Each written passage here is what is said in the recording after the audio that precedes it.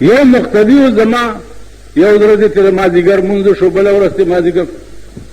ویل یاره دا څوک دی چې دا مونځ تلوار کوي پې باندې مال خو ټیم شوی که نه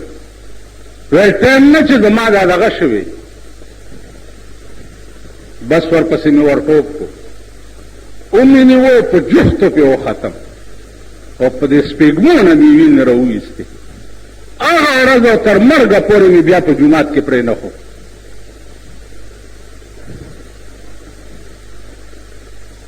خبره دا ده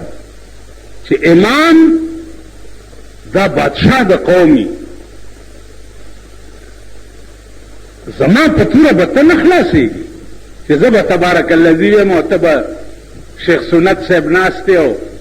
خوب به در ټیلې درکوي او زه به تبارک الذي یم په دې بنیاد باسه چې بنیاد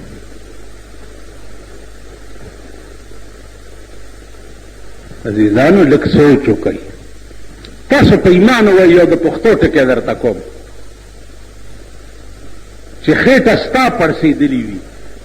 او تیزونه زه اچوم نو ستا خېټه پې کیني په دې خو به پوهېږي که نه خېټه د یو پړسېدلې ده او تیزونه بل اچوي چې د چا خېټه پړسېدلې هم دی به ټیز اچوي نو هله به خېټه کیني که نه ده نه ته به وایه تبارک الذي بیړه دې غرقه شه نو هله به خلاصېږي رسول الله صلی الله علیه وسلم فرمایي چې هر شي دپاره ناوې وي ناوې د قرآن ناوې چې دا هغه صورت رحمان دی صورت رحمان د قرآن ناوې ده هر شي دپاره زړه وي او د قرآن زړه چې دی صورت یاسین دی صورت یاسین د قرآن زړه دی او صورت رحمان د قرآن ناوې ده نو ته ووایه چې د خدای په کلام کې نه د ناوې خوښوي او نه د خدای زړه خوښي ته به زما په وینا جنت ته ځې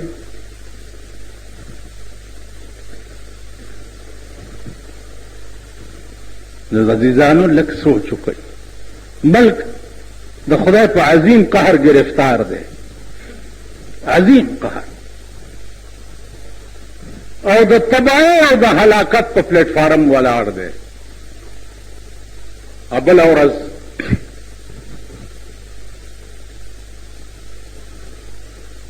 څومره دینه زیات بغاوت د قرآن نه او د حدیث نه او د جناب محمد رسول الله د قانون نه دینه زیات بغاوت بل څه کېدی شي چې د پاکستان صدر سره د لوی ګیرې قیوم سټیډیم ته د جنکو د لوبو افتتاح ته راغلی و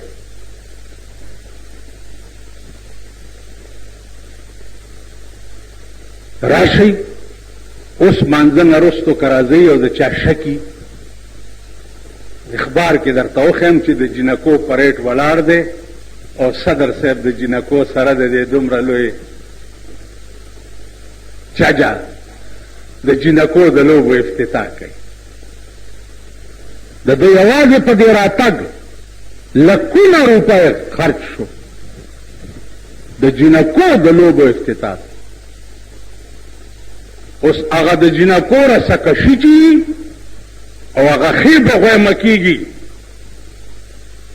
هغې له به وزیر اعظم صاحب راځي بیا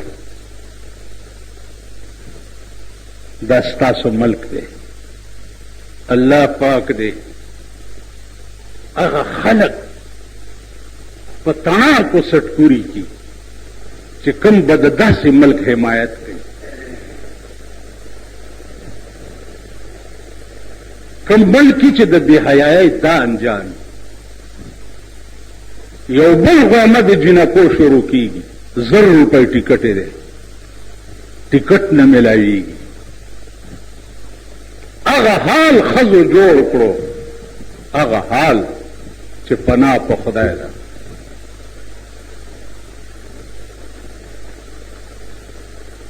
نو عزیزانو که پیغمبر دا الله د یو حکم انتظار نه کوي، د یو حکم. د نوح علیہ السلام په قوم، د یونس علیہ السلام په قوم چې عذاب راغی، نو ده ته وویلی شو چې هغه عذاب خو واپس لاړو، رانغی. دغه وخت کې د خدای د حکم انتظار ونه کړ او د دریاب طرف ته لاړو چې په کشتۍ کې سور شم او دریاب نه هغه غاړه لاړ شم. د دې یو ټکي انتظار چې دلته پکارو چې انتظار یې کړی وی چې کم خوا لاړ شه، چې په کشتۍ کې سور شو، د دریاب منځ ته کشتۍ وړله، ودرېده، نه مخکې ځي او نه وروسته. څه چلو شو؟ وویلی شو چې دې کشتۍ کې یو باغي ناست دی، چا د مالک نه تښتېدلی دی. کشتۍ والا چې هر یو ته ګوري دا یقیني پرې نه راځي. یونس علیه السلام ورته ویله باغي زه یم، ما دې سیند ته وغورځوئ، نه هله به کشتۍ روانېږي کینې نه روانېږي.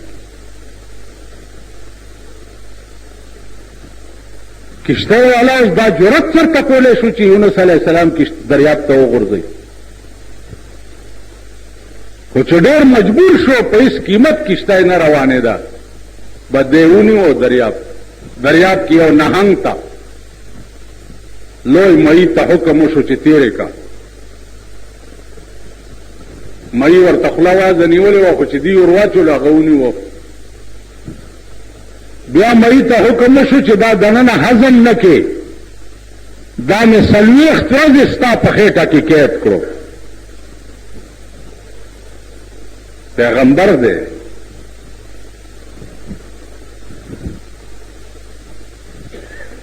40 ورځې به دی قید. نو د مئی په خېټه کې التجا وکړه چې یا الله نجات به راته پسې کېږي. نو الله ورته وظیفه وښوده،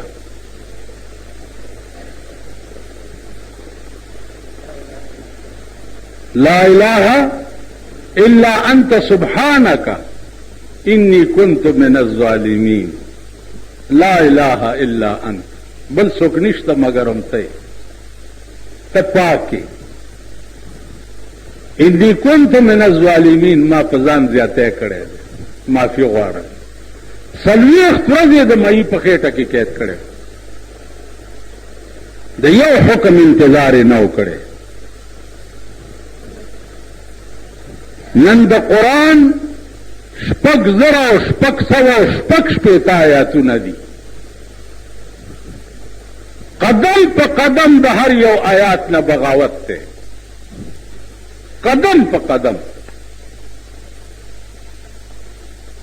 وایه چې ستا به څو کاله کېدي، ته به څومره موده کېدېږي. قدم په قدم د خدای د قانون نه بغاوت.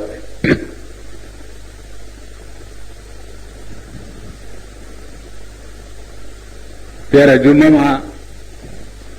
یو خبره کړې وه چې یو مفتی صاحب فتوا ورکړې ده چې ټي وي چا کوي هغې کې مونځ نه کېږي.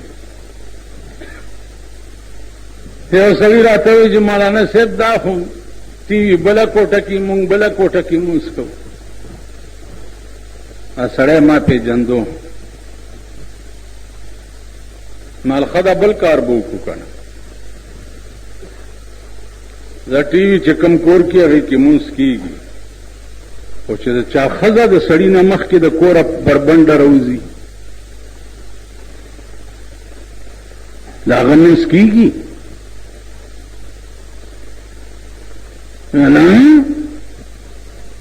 عام دغه و خړا لعینو، دا ټکی خو لږ یاد کړئ. څه مې وویل؟ خړا لعین، خړا لعین، چې د چا ښځه بربنډه وګوري هغه سړي باندې دا نامه کېدی چې خړا لعین. ناغم خړا لعینو ما چې د چا خزه دی لا کور کې ناستي او خزه ځان سنگار کړي او بار بار بنډه روزي دا غمونس کیږي لار دا به لږه ګرانه شي چې لږ په خېټه موړ دی لږ نو دا یرړی ګډې را بربنډې کړي